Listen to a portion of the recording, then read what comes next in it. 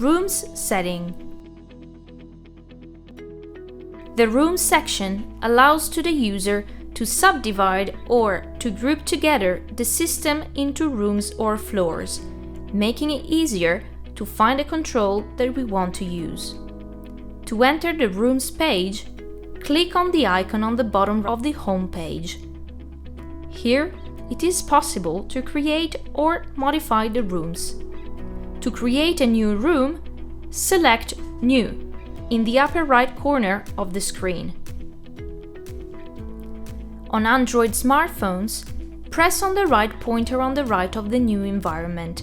Then type the name of the environment that you want to create in the ID environment box. For example, bedroom. Press Enter to confirm the name. On iOS smartphones, type the name of the environment that you want to create in the ID environment box. For example, bedroom.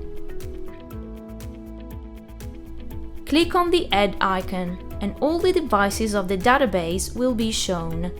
For example, lights, rolling shutters, etc.